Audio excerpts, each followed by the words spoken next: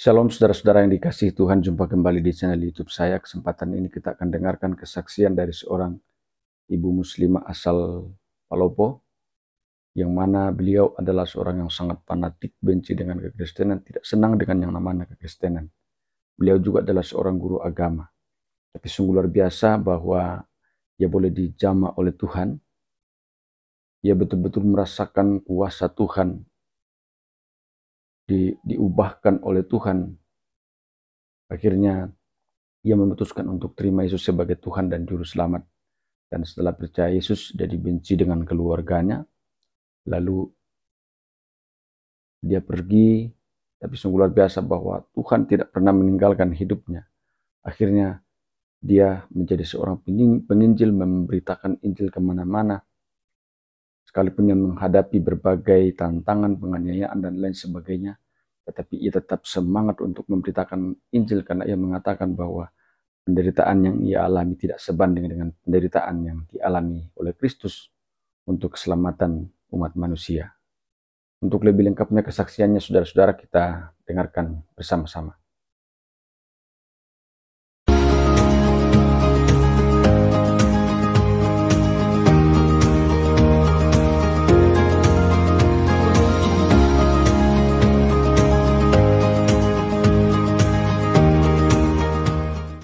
Waktu saya di Muslim dulu, sebelum percaya Tuhan Yesus, kegiatan saya itu boleh dikata wanita karir ya. Ya.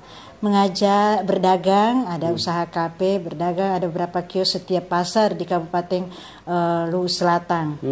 Ya, setiap pasar ada, kalau tidak salah ada 7 waktu itu. Saya mengajar juga, mengajar di SMK Belopa. Terus saya juga jadi staf di salah satu SMP di Desa Bakti. Dan juga selain staf di situ saya juga mengajar guru agama Islam waktu itu. Dan di kampung juga biasa saya mengajar ngaji juga anak-anak. Mengajar ngaji anak-anak. Yeah. Oh, kalau mengajar di SMK dengan mata pelajaran agama Islam. SMP. Agama Islam. Yeah. Pelajaran agama Islam. Yeah, oke. Terus bagaimana perjalanan iman Ibu? Kegiatan apa lagi yang Ibu lakukan? Waktu di Muslim ya. Ada kegiatan-kegiatan kami biasa itu istilahnya ada pesantren kilat. Terus ada ya kegiatan-kegiatan rohani lah, ada beberapa. Ajarkan juga kami sangat benci orang Kristen, tidak boleh bergaul. Tidak boleh bergaul sama orang Kristen. Terus kami menganggap orang Kristen itu najis. Kami paling benci. Paling benci sama orang Kristen. Iya. Itu karena didoktrin atau karena muncul sendiri di dalam hati?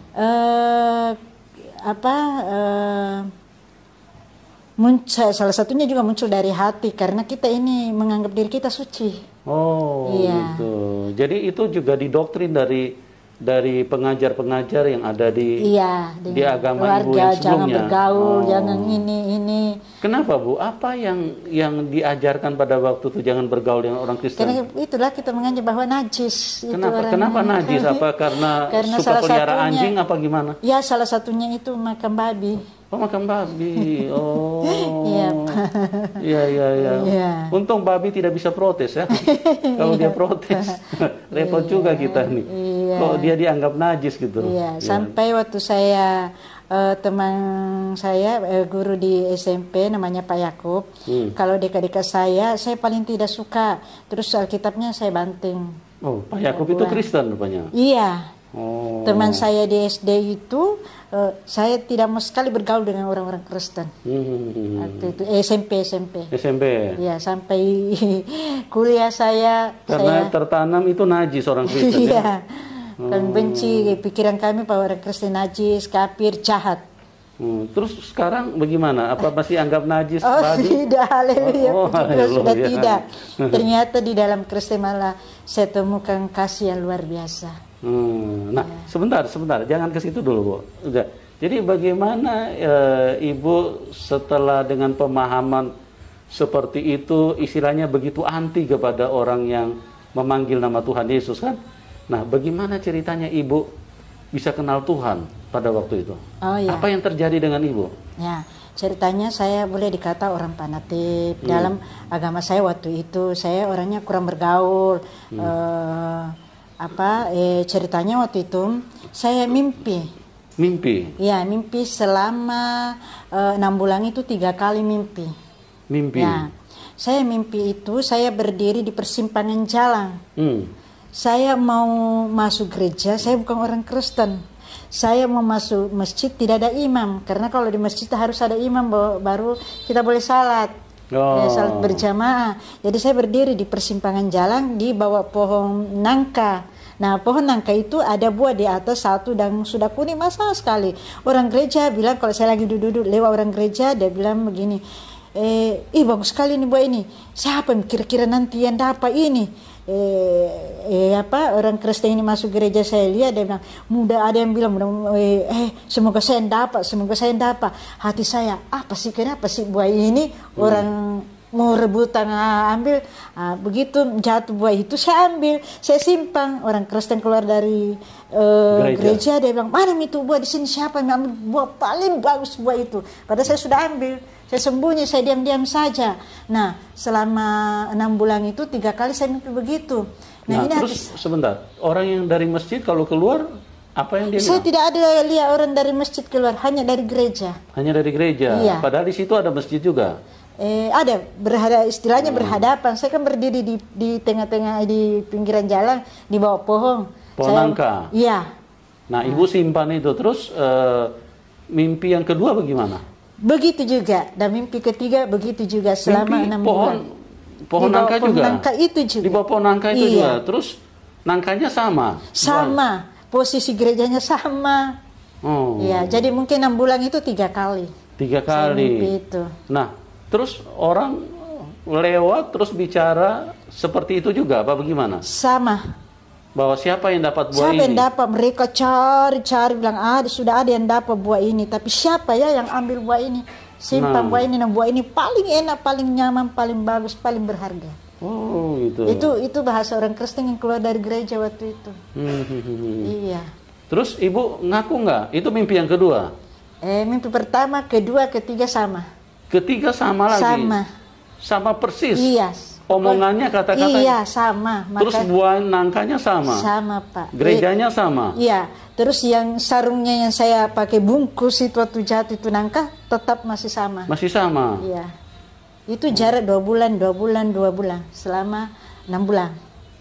Oh, luar biasa. Terus bagaimana Ibu pada waktu mendengar orang bertanya, siapa yang mengambil nangka ini? Saya diam saja karena saya takut dia ambil mereka. Oh. Iya.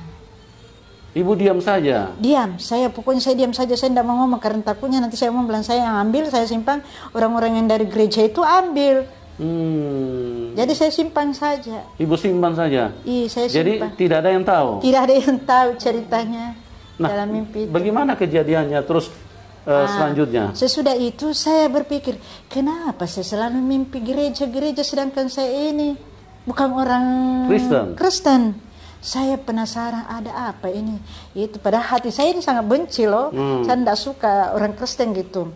Nah, singkat cerita, suatu hari saya ke Kalimantan. Ya, Kalimantan itu dengan suatu acara gitu. Nah, kami nginap di salah satu penginapan di Kalimantan, rumah, tapi kita sewa itu penginapan lah. Ada berapa teman. Penginapan itu baku samping dengan Taman Makam Pahlawan. Tapi dengan teman-teman, termasuk dengan suami saya. Ya, termasuk dengan suami saya. Suami saya memang waktu itu istilahnya kami sama-sama aliran dulu, istilahnya agama Islam dulu, ya. Akhirnya tapi saat itu dia kembali, saya masih pertahankan saya punya keyakinan, karena saya istilahnya ini dah suka orang Kristen. Nah, waktu itu ada acara Kalimantan, kami semua sama ke sana. Suami saya bilang begini, ayo kita ke gereja. Saya bilang begini, saya tidak mau, saya bukan orang Kristen, saya tidak mau dikristenkan. Suami saya begini, masuk gereja bukan langsung masuk Kristen. Ya. Kalau aku bilang toh kalau biasa mimpi ayo pergi lihat orang gereja, orang Kristen beribadah, bagaimana caranya. Nah, saya bilang saya tidak mau, tapi saya lihat ini di samping saya orang Taman Makam Pahlawan, kuburan semua, saya takut juga tinggal.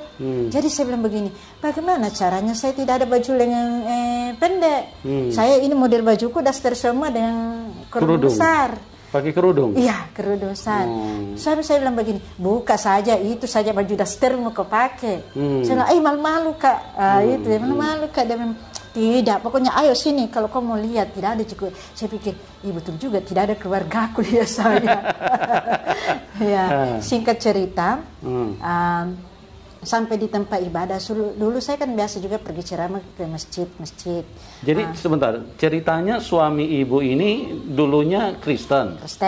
Kawin sama ibu. Ya, tapi kita ibu Islam kan? Ya, tapi Islam luar biasa.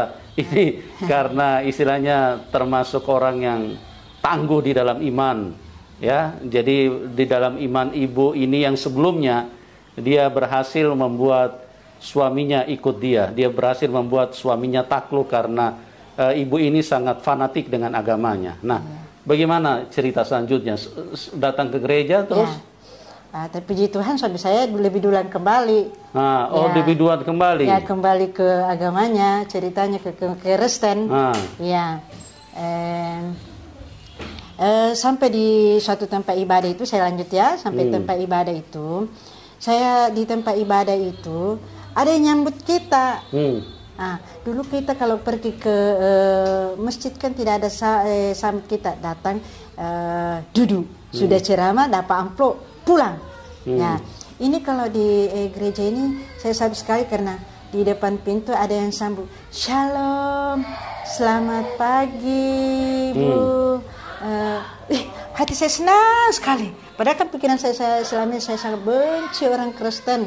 Saya ini tidak menganggap ini sudah. Saya dipersilakan diantar masuk duduk. Hati saya bilang, baik juga orang Kristen ya. Nah, itu pikiran saya. Selama ini kan saya paling benci, saya baik juga orang Kristen ya. Sudah saya masuk dalam, saya lihat orang Kristen beribadah kayak orang gila. Kenapa, Bu? Sudah tepuk tangan, sudah menangis, sukacita lagi, tepuk tangan lagi. Jadi saya pikir begini, orang Kristen ini orang gila ya, cari ibadahnya. Ya sudah, singkat cerita masuk firman Tuhan. Pendeta itu berkata, asal kusentuh jubahnya, ada khotbah yang firman Tuhan, ada perempuan perdarahan 12 tahun, dia berkata, asal kusentuh jubahnya aku pasti sembuh. Amen. Dalam hati saya, benarkah itu? Ya. Singkat cerita, saya kembali ke Palopo. Firman itu sudah tertanam di hati saya karena di Palopo itu saya ada usaha buka kafe juga. Selain mengajar saya ada usaha kafe. Nah, sampai di Palopo itu hati saya sudah mulai dijamah oleh Tuhan.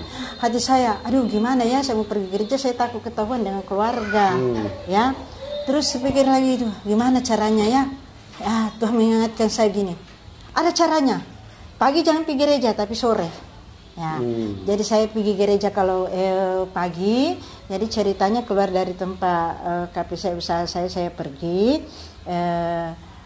belanja ceritanya. Saya masuk gereja buka kerudung. Ya, masuk gereja buka kerudung, keluar gereja pasang lagi. Ya, sekitar 3 kali itu saya lakukan baru ketahuan. Itu ceritanya ibu masih di Kalimantan apa? Sudah kembali ke Palopo. Oh, sudah kembali ke Palopo. Ya, kan ada usaha kafe saya. Usaha kafe. Ya, di sana di Palopo. Tapi hati senang saya sudah mulai terganggu dengan firman Tuhan itu. Yang dikatakan Bapak Pendeta waktu itu khotbah, dia berkata ada perempuan perdarahan 12 tahun, dia berkata asal kusentuh jubahnya, aku akan sembuh. Aku akan sembuh. Sudah habis harta bendanya, ceritanya berubah. Nah, apa yang membuat ibu tersentuh dengan ayat itu? Membuat saya gini, benar nggak itu? Apa betul? Iya. Apa betul seperti itu? Apa betul itu? Tuhan tolong, Yesus tolong, Tuhan Yesus tolong. Ya, kan waktu itu masih asing, saya punya mulut sebut Yesus, Tuhan Yesus. Masih asing. Jadi saya kembali ke Palopo, terganggu dengan pikiran itu. Saya rindu mau ke gereja, rindu. Dulu saya tidak tahu kalau ada aliran Pentakosta, Protestan, Katolik, saya tidak tahu. Jadi saya masuk gereja, yang penting ada tanda salib masuk saja. Iya, pokoknya ada tanda salib saya masuk saja. Nah, singkat cerita saya keluar dari gereja, ada yang lihat. Nah, saya kembali ke rumah saya kan sore menjelang malam, itu ibadahnya sore ke malam. Nah, habis maghrib gitu, tiba di tempat usaha saya, di kafe saya, di rumah saya, datanglah kakak saya. Nah, kakak saya, tapi itu Tuhan luar biasa ya, menolong saya. Kakak saya datang di pintu depan, ada pintu di belakang Tuhan siapkan untuk keluar. Iya, untuk saya mulai lari ceritanya ini. Nah, saya waktu itu hamil 8 bulan. Ya, jadi saya hanya pakai baju daster saja, hamil 8 bulan. Ya, saya tidak tahu kalau mau lari, jadi uang cuma sedikit di kantong, sisa-sisa belanja tadi untuk isi kafe. Jadi sudah datanglah kakak saya dari depan itu, keluarga saya membawa, saya tidak tahu apa dia bawa itu, parang kah, apakah kayu kah, cuma saya dengar keras diketok situ, ya. Dengan suara yang keras, marah apa, saya larilah di pintu belakang. Mulai saat itu, saya tinggalkan segala-galanya. Iya, jadi saya tidak tahu itu Tuhan menuntun saya masuk ke jam 8, hampir jam 8 itu. Saya menuntun saya bingung mau kemana, tapi kayaknya kakiku diarahkan ke terminal Kota Palopo. Dan ada bis tinggal satu di situ, di Kota Palopo. Saya naik saja.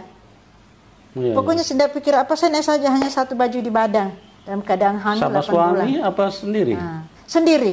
Suami waktu itu, suami kan sudah kembali jadi Kristen tapi belum bertobat sungguh-sungguh. Masih mengembara karena dia atlet catur. Mengembara dari provinsi ke provinsi, jadi rumah saya seperti rumah makan atau hotel saja dulu. Ya, ceritanya. Ya. Jadi, tapi puji Tuhan saya lebih dulu melayani daripada suami saya, walaupun dia duluan Kristen. Iya. Sampai sudah saya ikut dengan mobil itu. Sampai di Makassar ini, sampai di kota Makassar ini, saya bingung mau kemana. Ya, tidak mungkin saya mau cari keluarga, saya takut. Ya. Jadi pakaian saya ini hanya satu. Saya duduk, Tuhan, kalau perempuan itu Tuhan tolong saya juga. Saya masih asing sebut nama Tuhan Yesus, belum terbiasa. Akhirnya Roh Kudus bilang begini, sekarang Roh Kudus, dulu saya belum tahu itu Roh Kudus ya. Ada suara bilang gini, kamu pergi ke Minasaupa, ada temanmu di sana kos. Saya pergi, ternyata saya datang di situ rumah kos itu, sudah tidak ada teman, cuma tinggal yang punya rumah. Dan yang punya rumah ini akan mau berangkat ke Jawa. Jadi saya bilang, Pak boleh saya tinggal sini kos? Boleh. Berapa Pak? Saya kasih 250 ya. Saya bilang, oh iya Pak, suami istri di situ. Saya kasih tanda jadi 50 saja Pak, karena 50 dulu Pak, nanti nyusul karena saya tidak ada uang. Ya, dia bilang iya boleh, tapi saya mau berangkat dalam minggu ini. Oh iya Pak. Puji Tuhan saya tinggal di rumah itu selama 20 bulan dan tidak ada orang masuk kos, orangnya juga tidak kembali-kembali selama 10 bulan itu. Disitulah Tuhan membimbing, menuntun saya, dia langsung membimbing saya membaca Alkitab dari Kejadian sampai Wahyu selama 10 bulan. Nah, di situ. Nah, singkat cerita, berangkatlah yang punya rumah kan percaya 8 bulan. Jadi tinggal 1 bulan saya mau melahirkan. Nah, jadi saya melahirkan, saya bingung, saya menangis, Tuhan bagaimana ini? Saya tidak ada keluarga, tidak ada uang, tidak ada pakaian, apa? Saya beli cakar 2 lembar. Jadi bajuku cuma 3 lembar saat itu. Nah, saya mau melahirkan. Jadi singkat cerita, tibalah saya waktu mau melahirkan 1 bulan kemudian. Saya ke puskesmas. Sekitar jam 2, jam 3 subuh saya ke puskesmas karena dekat puskesmas dari tempat tinggal saya, jalan-jalan kaki. Nah, singkat cerita sampai sana, di sana saya ada orang keempat yang mau melahirkan datang. Yang ketiganya ini dokter bilang, saya dengar orang yang 3 ini akan dikirim ke rumah sakit besar karena fasilitas di puskesmas ini tidak memungkinkan. Karena harus mereka dioperasi. Ibu juga kalau sampai siang jam 12 besok, sebentar, Kang ini subuh sampai jam 12 sebentar siang ibu tidak melahirkan, dikirim juga. Saya tetap ingat itu firman Tuhan dikatakan itu Bapak Pendeta pertama kali saya dengar firman Tuhan saja. Perempuan itu berkata, asal pusjama saja aku pasti sembuh. Dalam hati saya, kalau perempuan itu Tuhan tolong saya juga. Saya belum sebut nama Tuhan Yesus, Tuhan saja karena masih asing bagi saya menyebut nama itu. Jadi sudah itu saya ingat terus itu masuk hampir jam 5 kurang 5 menit karena di Minasaupa itu puskesmas berdampingan dengan masjid. Ya, jadi pas mau azan di masjid dia katakan Allahu Akbar, Allahu Akbar.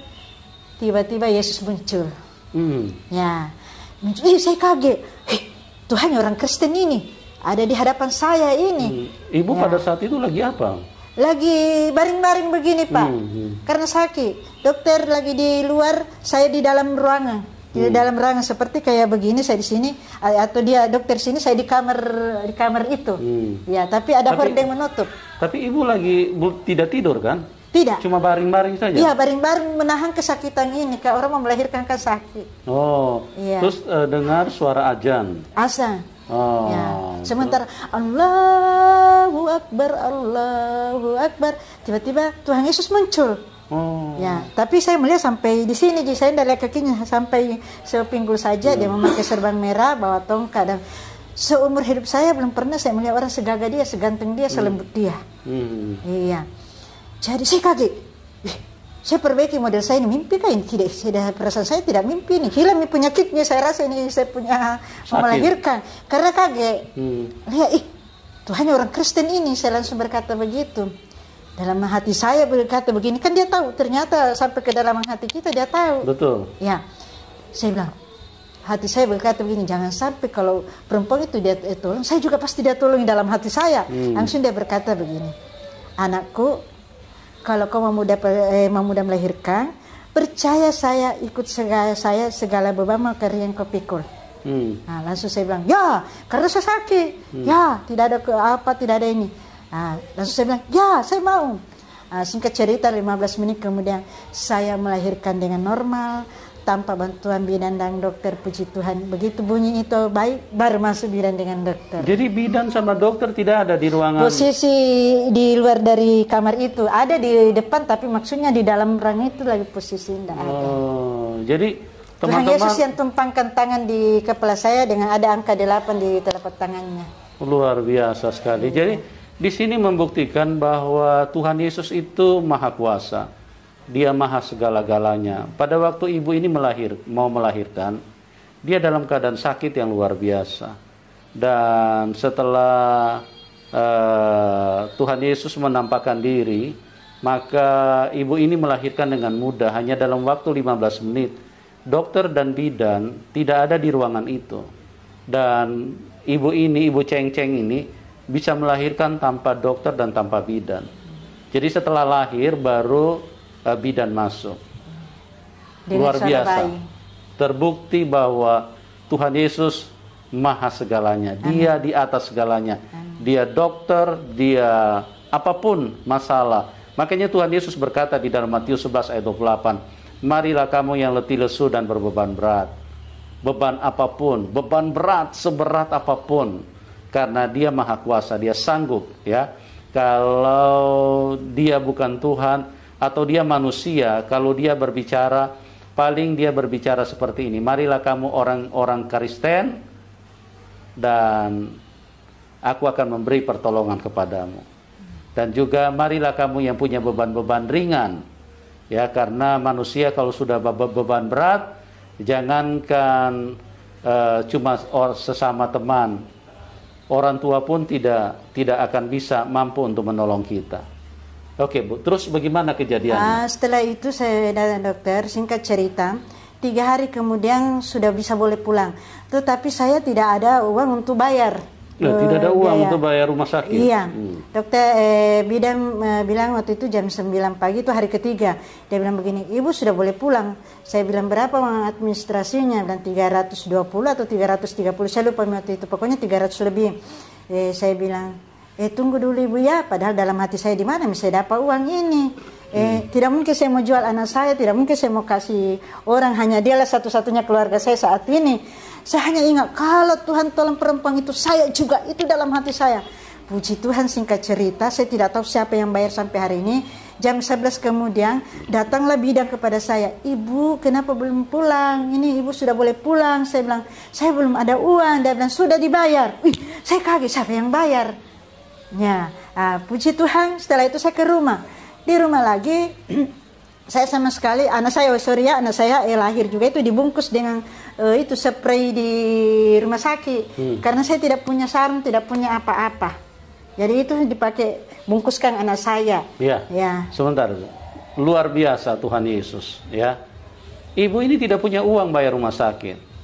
Tuhan Yesus di atas segala-galanya. Dia maha kuasa.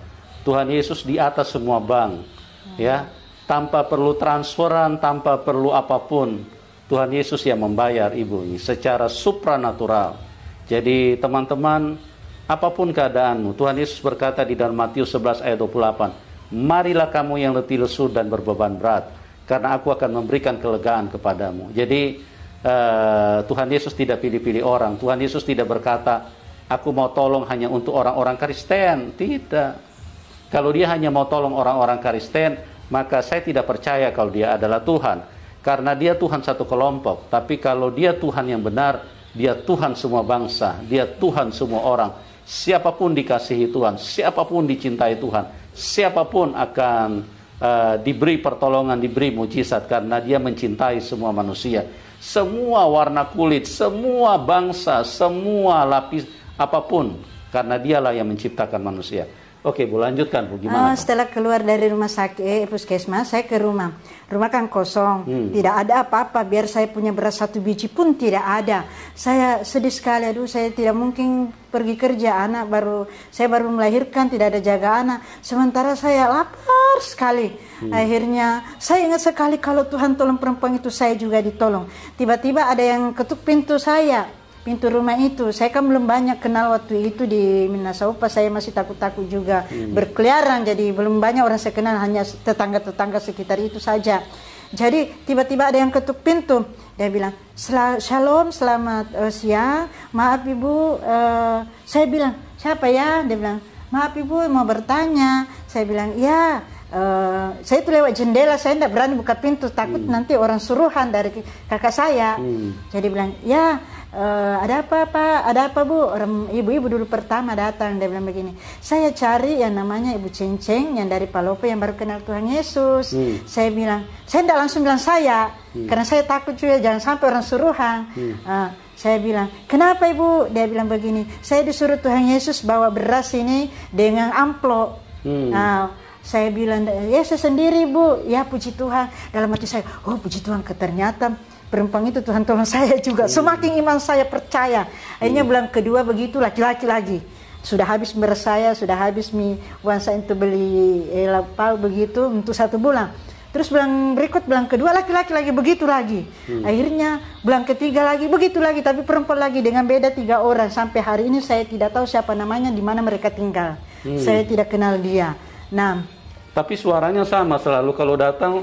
Pertama perempuan, bulan pertama. Bulan kedua kata-katanya sama nggak waktu ngomong sama ibu? Sama, tidak panjang, dah hanya saya. Oh, salam ibu, saya disuruh Tuhan Yesus bawa beras dengan uang. Itu saja. Saya disuruh Tuhan Yesus. Saya disuruh Tuhan Yesus. Haleluya, luar biasa sekali ya. Mau cari bukti, Tuhan Yesus membuktikan bahwa Dia adalah Tuhan. Karena bagaimana kita bisa percaya Tuhan? Itu dibuktikan dari kuasanya. Dan ibu ini mengalami, ya, setiap kali orang datang dan kuasa Tuhan dinyatakan, dan disinilah membuktikan bahwa Tuhan Yesus itu maha kuasa. Oke Bu, lanjut Bu. Setelah itu Pak, 3 bulan saya bilang begini, pasti nih Tuhan Yesus sudah tolong saya terus ya. Akhirnya saya komitmen, iya saya akan ikut kau. Mulai hari ini saya akan ikut kau, saya percaya, saya mau siap menjadi orang Kristen. Saya begitu, saya sudah berjanji. Berarti sebelumnya ibu belum ikut Tuhan? Belum ikut Tuhan, tapi saya hanya ingat selalu itu bahwa perempuan itu ditolong Tuhan Yesus. Tapi artinya sedikit baru percaya gitu. Oh, jadi masih ini ragu-ragu ya, masih itu. Tapi tetap masih dia tolong terus saya. Ya, itulah Tuhan yang baik. Karena kalau bukan Tuhan yang baik, paling kalau cuma manusia kurang ajar, kau sudah ditolong kemarin masih tidak percaya lagi kau ini. Kan begitu ya? Iya betul. Iya, tapi Tuhan Yesus tidak begitu. Tuhan Yesus tidak darah tinggi, tidak emosian. Tuhan Yesus itu tidak seperti iblis. Kalau iblis itu haus darah.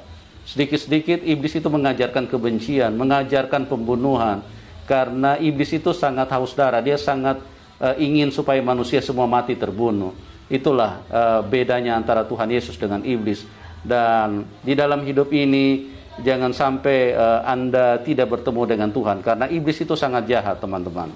Oke, Bu, lanjut, Bu. Setelah itu saya lihat buktinya bahwa betul-betul Tuhannya orang Kristen ini hidup. Ada. Saya sudah komitmen membuka hati, saya serahkan hidup saya, dia pakai, saya bilang, ini saya Tuhan, pakai saya, hidup saya, seumur hidup saya, pakai diri saya. Mulai saat itu saya baca, dituntun, dibimbing oleh Tuhan Yesus langsung Roh Kudus, membaca Kejadian sampai Wahyu selama 10 bulan. Jadi kalau ada saya dapat ayat-ayat yang saya tidak mengerti, tidak memahami, saya duduk lagi. Tuhan tolong, saya tidak mengerti ayat ini. Kayak dia langsung memberitahukan saya secara pribadi. Jadi saya selalu tiap malam 2 jam, 3 jam itu malam-malam, lain sore, lain siang saya baca Alkitab. Jadi 10 bulan saya selesaikan baca Alkitab dari Kejadian sampai Wahyu. Nah, selama itu 10 bulan itu 3 kali Tuhan Yesus datang bawa bunga. Kenapa saya bilang katakan Tuhan Yesus? Saya percaya, saya yakin sekali. Setelah saya baca firman Tuhan, setelah amin, kalau jam 2 malam, dari jam 12 ke jam 2, setelah saya katakan amin, tiba-tiba ada bel pintu itu tengah malam. Saya bilang, siapa tamu tengah malam? Tidak mungkin.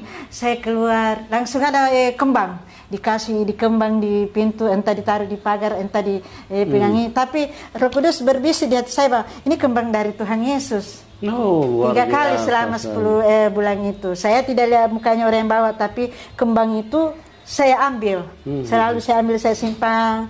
Selama 10 bulan 3 kali itu datang. Tapi di waktu tengah malam. Luar biasa sekali. Ya. Setelah itu 10 bulan saya sudah selesai baca Alkitab, saya bilang, Tuhan Yesus, saya sudah berani ucapkan pakai nama Tuhan Yesus. Tadinya kan masih Tuhannya orang Kristen. Tapi puji Tuhan saat itu saya mulai panggil nama Tuhan Yesus. Saya bilang, Tuhan Yesus sudah membaca Alkitab dari Kejadian sampai Wahyu selama 10 bulan ini. Ini saya pakai hidupku. Terserah Tuhan mau pakai di mana mau tapi kalau mau Tuhan mau suruh saya pelayanan, berikan saya talenta karunia. Karena kalau saya asal-asalan begini, tidak ada yang bisa terjadi, tidak ada orang percaya. Akhirnya itu saya ngomong begitu. Saya ingat sekali pada jam 12 malam tanggal 25 Desember tahun 2023 Yesus sendiri datang di hadapan saya, tumpangkan tangan. Tahun 2000? Jam 12 malam bulan 12 tahun 2023. Sekarang baru 2022, Bu? Iya, 2023. Berarti baru jalan 18 tahun ya, saya jadi orang Kristen. 2003. 2003, berarti 18 tahun ya? Iya. Jadi di situ Tuhan, waktu itu saya rasa Tuhan Yesus datang, tapi saya tidak berani angkat muka. Karena saya baca di Alkitab bahwa kalau katanya lihat Tuhan Yesus buta. Ini pemikiran saya. Tapi saya rasa itu kuasa, dinginnya enak, nyaman. Jadi saya duduk seperti tidak duduk di lantai. Saat itu saya duduk di lantai, tapi seakan-akan saya duduk di awang-awang gitu. Jadi itu hawa-hawa dingin masuk di tubuh saya, merasakan saya nyaman sekali. Ada suara gini, pergi ke kampung beritakan Injil. Saya kaget. Sama saja mau pergi dibunuh saya ini, bunuh diri ini. Karena di kampung saya belum ada orang Kristen. Iya. Kalau belum ada tidak diizinkan. Dulu saya ingat saya itu di kebun itu ada masih kecil saya di sawah saya itu ada tinggal peliharaan diusir disuruh keluar. Ya. Jadi saat itu saya kaget. Saya bilang saya siap Tuhan, tapi saya juga meminta. Ada suara lain katakan bisi tengah apa kau minta? Ke karunia penglihatan, karena kuliah ada di dalam Alkitab juga sudah mau baca, walaupun saya tidak hafal ayatnya di mana, tapi ada saya baca. Karena penglihatan dan kesembuhan. Ya, sudah Tuhan kasih, saya pergi. Anak saya masih bayi. Ya, namanya juga baru melahirkan, masih merah anak saya pergi. Saya menginjil tidak jauh dari kampung saya, sekitar dari kampung saya ke tempat penginjilan saya itu 5 kilo. Karena di situ ada gereja. Nah, puji Tuhan di situ saya khotbah di situ. saat itu juga ada orang langsung dibaptis di gereja itu, dibaptis dan sudah itu penginjilan saya yang kedua, gereja saya kedua mulailah dari saya itu dikejar sampai masuk hutan-hutan, saya lari karena saya pelayanan di dalam kampung ya, jadi saya dikejar, saya tidak kenal itu siapa yang kejar saya lari di jembatan gantung itu, jembatan goyang-goyang dengan gendong anak bayi. Saya tidak tahu saya tembus kemana, saya keluar di mana, tetapi puji Tuhan akhirnya saya juga temukan jalan yang ramai, jalan poros begitu. Iya. Jadi puji Tuhan saya katakan begini, kalau Tuhan yang utus saya pasti saya kembali ke Makassar dengan selamat. Amin. Ya, puji Tuhan saya kembali lagi dan mulai dari saat itu saya keliling penginjilan. Saya juga pernah menginjil waktu di Mangkutana, daerah Cendana Hitam. Masih saya ingat gereja itu dan masih saya ingat gembalanya itu. Sementara saya khotbah waktu itu musimnya itu pendeta-pendeta ditembak di Palu. Oh, ya. Saat itu saya sementara khotbah, ada pasukan jihad masuk ke gereja. Nah, tapi hati saya, kalau Tuhan yang utus saya pasti kembali ke Makassar dan selamat. Kalau perempuan itu Tuhan tolong saya juga. Jadi sementara saya khotbah, masuklah pasukan jihad itu, kalau bukan 6 orang, 9. Ada yang bawa parang. Sudah. Saya tidak tahu bagaimana caranya majelis atau orang jemaah ngomong di pintu begitu. Saya tetap masih khotbah. Saya tidak tahu bagaimana cara mereka, akhirnya juga mereka pergi. Iya. Saya bilang saya tidak takut ke dalam akar. Padahal waktu itu musimnya ada berapa orang ditembak di Palu, pendeta. Nah, puji Tuhan mulai dari situ sampai sekarang saya menginjil beberapa provinsi di Indonesia sampai ke pelosok. Saya tidak pernah takut. Dari Makassar ke Manado sudah 3 kali saya naik motor menginjil sepanjang jalan, ditempuh dengan berapa 3.408 km kalau tidak salah. Suamiku hafal sekali itu. Naik motor, jadi saya menginjil sepanjang jalan. Kalau lihat orang saya singgah, kalau sudah saya jalan lagi. Dan puji Tuhan dalam pelayanan saya ini dari kota sampai ke pelosok, daerah Papua, daerah Maluku, Jawa, Sulawesi, semua Sulawesi. Dan puji Tuhan walaupun saya mengalami penganiayaan, 6 jahitan di kepala, gigi habis dalam pelayanan, tapi puji Tuhan masih banyak gigi palsu. Tapi saya bilang pengorbanan saya belum seberapa dibanding pengorbanan yang Tuhan Yesus sudah berikan bagi saya. Haleluya. Luar biasa sekali ya teman-teman. Jadi ibu ini mengalami karya Tuhan yang begitu ajaib. Bahkan ada satu catatan yang menarik, bahwa beliau pernah menginjil dari Sulawesi Selatan sampai Sulawesi Utara dengan menggunakan kendaraan sepeda motor ya Bu? Iya Pak. Itu jaraknya ribuan kilometer. Iya. Nah, saya hanya ingin memberi sedikit garis bawahi apa yang disampaikan oleh Ibu Cheng Cheng. Dia adalah orang dari iman yang tidak percaya Tuhan Yesus, dari orang yang antikris. Tapi begitu beliau mengenal Tuhan, karena Tuhan menyatakan kuasanya, menyatakan mujizatnya, dan hal-hal seperti itu dialami langsung oleh Ibu Cheng Cheng. Dan dia begitu bersemangat di dalam pelayanan Injil, bahkan dengan jarak ribuan kilometer, dengan menggunakan hanya sepeda motor. Bagaimana dengan Anda? Firman Tuhan berkata di dalam Injil bahwa orang yang terdahulu akan menjadi terkemudian, dan orang yang terkemudian akan menjadi terdahulu.